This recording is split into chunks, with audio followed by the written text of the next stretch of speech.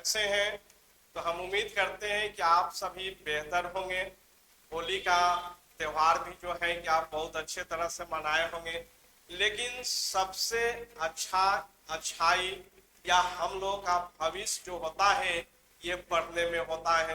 किस तरह से हम लोग तैयारी करें, कैसे तैयारी करें, तो आज आपके सामने राजधानी कोचिंग पटना में ऑनलाइन क्लास लेकर आया है, जिसमें जो है कि क्लास के बारे में जो है कि आप बीपीएससी बिहार प्राथमिक विद्यालय प्रधान शिक्षक भर्ती परीक्षा 2024 आपके सामने ये जो है कि लिखा हुआ है, जिसमें जो है कि दो भाग में परीक्षा लिया जाता है। फर्स्ट भाग में 75 मार्क्स का, जिसमें समान अध्ययन रहता है। समान अध्ययन में जो है कि आप सभी को क्या क्या पढ़ना है, तो history, reasoning, polity, geography, science, current affairs, math. तो इतना जो है कि फर्स्ट पेपर में जो है कि आपको पढ़ने को मिलेगा। और सेकंड पेपर जो आता है, जो डीएलएड से संबंधित जो है कि यदि आप किए हुए हैं तो डीएलएड से संबंधित जो है क्वेश्चन आपसे पूछे जाएंगे। और डीएलएड से संबंधित जो क्वेश्चन होंगे वह 75 मार्क्स का क्वेश्चन जो है कि आपसे पूछे जाएंगे। और समान अध्ययन जो हुआ पेपर फर्स्ट हो गया, इसमें जो है कि आपके 75 मार्क्स का क्वेश्चन पूछे जाएंगे। और टोटल नंबर ऑफ क्वेश्चन आपके सामने दिया गया है, 150 क्वेश्चन पूछे जाएंगे। और टाइम जो है इसके लिए आपको 150 मिनट यानी लगभग 2.5 घंटे का समय जो है कि आपको दिया जाता है। और इसी समय में जो है कि आपसे पेपर पे सिग्नेचर करवाया जाएगा, अटेंडेंस लिया जाएगा। सारी प्रक्रिया जो है कि 2.5 घंटा में ही जो है कि आपको क्लियर करना है। तो हम लोगों को पेपर कंप्लीट करने के लिए जो है कि सिर्फ जो है 2.5 घंटा ये नाम के लिए होता है, लेकिन पूर्ण रूप से 2.5 घंटा नहीं दिया जाता है, जिसमें जो है कि 10-12 मिनट आपको सिग्नेचर करने में, पेपर मिलाने में समय लग जाता है। और शेष समय में ही जो है कि आपको क्वेश्चन सॉल्व करना पड़ेगा। इसलिए यदि आप बेहतर ढंग से तैयारी करते हैं तो आपको कम से कम समय में जो है कि आप अपने मकसद में, अपने जो जगह हुआ उस जगह को आसानी से प्राप्त कर सकते हैं। तो इतने टॉपिक पढ़ना है, जिसमें जो है हिस्ट्री, रीजनिंग और ये सभी को मिला करके समान अध्ययन के नाम से जाना जाता है। और पेपर 2 डीएलएड से संबंधित क्वेश्चन पूछा जाता है। तो ये आपके सामने जो है कि सिलेबस रखा गया है। और जब क्लास स्टार्ट होगी तो उस समय जो है कि मैं आपको साइंस पेपर बतलाऊंगा। और साइंस पेपर में जो है कि फिजिक्स, केमिस्ट्री, बायोलॉजी आ जाता है। और पूरे साइंस पेपर से जो है कि आपको लगभग 15 क्वेश्चन जो है कि पूछे जाएंगे। और बहुत ही सिंपल क्वेश्चन आपसे पूछे जाएंगे। यदि आप बेहतर ढंग से तैयारी करते हैं तो कम समय में जो है कि आप साइंस का पूरा क्वेश्चन जो है कि सॉल्व कर सकते हैं। तो साइंस में जो है कि यदि हम लोग देखते हैं तो इसका 3 पार्ट आ जाता है, फिजिक्स, केमिस्ट्री और ये बायो आ जाता है।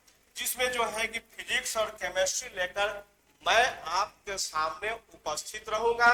और बायोलॉजी जो है कि बायोलॉजी का स्पेशलिस्ट टीचर जो है कि आपके सामने आएंगे और वो पढ़ाएंगे। तो फिजिक्स, केमिस्ट्री और तीनों का जो मार्क्स आ जाएगा लगभग 15।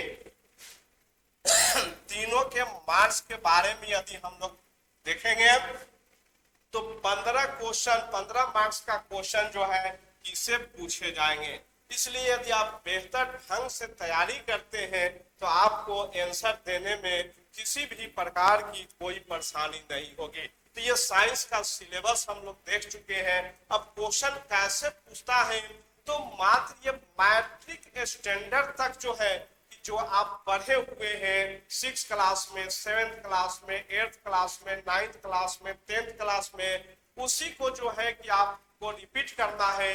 और रिपीट करने के लिए जो है कि अभ्यास कराने के लिए, एक्सरसाइज कराने के लिए मैं आपके सामने जो है कि उपस्थित हुआ हूं। और क्वेश्चन जो है कि कैसे पूछे जाते हैं, साइंस का पैटर्न क्या होगा, क्वेश्चन का पैटर्न क्या होगा उसके बारे में मैं आपको बतलाऊंगा। तो यदि फिजिक्स या केमिस्ट्री की बात करते हैं, केमिस्ट्री की बात करते हैं, तो केमिस्ट्री में जो है कि जो आप 9th क्लास में, 10th क्लास में, 8th क्लास में पढ़े हुए हैं उसी स्टैंडर्ड से जो है कि आपसे क्वेश्चन पूछा जाएगा। जैसे सिंपल से का क्वेश्चन यदि पूछा जाए, सिलेबस यदि लिखाते हैं तो थोड़ा लंबा समय लगेगा, इसलिए जो है कि क्वेश्चन के ऊपर जो है कि हम लोग चलते हैं। जैसे क्वेश्चन पूछा जाए कि मेटल क्या होता है, धातु क्या होता है, तो धातु के बारे में सभी लोग जानते हैं कि धातु क्या होता है, मेटल क्या होता है, लेकिन क्वेश्चन पूछा जाता है कि वह कौन सा मेटल है, कौन सा धातु है जिसे केरोसिन तेल में डुबा कर रखा जाता है। तो ये जो आता है सोडियम, सोडियम मेटल जो आता है इसे केरोसिन तेल में डुबा कर रखा जाता है। यदि क्वेश्चन पूछा जाए कि कौन सा मेटल है जो पानी में तैरता है, ये सोडियम आ जाता है। सोडियम का लैटिन नाम क्या होता है, तो नाइट्रियम। तो इस तरह से जो है कि आपको क्वेश्चन का पैटर्न, प्रीवियस क्वेश्चन, कैसे क्वेश्चन पूछा गया है, किस तरह से क्वेश्चन पूछे जाने की संभावनाएं बनता है, ये सारी जो है ये आपको बतलाया जाएगा। दूसरा आता है इलेक्ट्रॉनिक कॉन्फ़िगरेशन। जितने भी यदि आप एग्जाम देते हैं सभी एग्जाम में जो है इलेक्ट्रॉनिक कॉन्फ़िगरेशन से संबंधित जो है क्वेश्चन पूछे जाते हैं। तो इलेक्ट्रॉनिक कॉन्फ़िगरेशन कैसे लिखते हैं उसके बारे में जो है कि आपको बताया जाएगा। और 1 to 20 एलिमेंट जो आता है उन सभी का जो है इलेक्ट्रॉनिक कॉन्फ़िगरेशन यदि आप याद कर लेते हैं तो आपसे एक क्वेश्चन पूछे जाएंगे। और यहाँ पर आपको निकालने के लिए हम बताएंगे इलेक्ट्रॉनिक कॉन्फ़िगरेशन कैसे निकाला जाता है। इसके बाद जो आता है पीरियोडिक टेबल का नाम सुने होंगे, तो इससे भी जो है कि एक क्वेश्चन पूछे जाते हैं। पीरियोडिक टेबल में जो है किसी भी एलिमेंट को कहाँ रखा गया है, कौन सा ग्रुप में रखा गया है, कौन सा पीरियड में रखा गया है, इसके बारे में आपको बतलाऊंगा कि कैसे उसकी पहचान हम लोग कर सकते हैं कि पीरियोडिक टेबल के कौन से पीरियड में, कौन सा ग्रुप में जो है एलिमेंट को रखा गया है। इसके बाद टॉपिक आता है ऑक्सीडेशन रिडक्शन जो आता है। तो ऑक्सीडेशन क्या है, रिडक्शन क्या है, किस एलिमेंट का ऑक्सीडेशन होता है, किस एलिमेंट का रिडक्शन होता है, उसके बारे में जो है कि मैं आपको बतलाऊंगा। इसका कार्बन टॉपिक आता है, कार्बन क्या है, कार्बन का एलोट्रॉप क्या है, कार्बन का कंपाउंड क्या होता है, इससे जो है कि आपसे क्वेश्चन पूछे जाते हैं।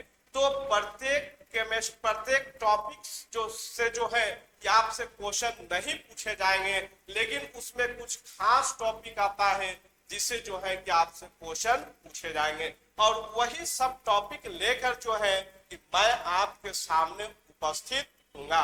और फिजिक्स के बारे में यदि हम लोग देखते हैं कि फिजिक्स से कैसे क्वेश्चन पूछा जाता है, तो फिजिक्स में जो है कि आप मात्रक यूनिट करते हैं, तो यूनिट से जो है कि आपसे क्वेश्चन पूछे जाएंगे। यूनिट क्या होता है, यूनिट कहाँ से आया, कैसे आया, यूनिट का उपयोग क्या होता है, बल का एसआई मात्रक क्या होता है।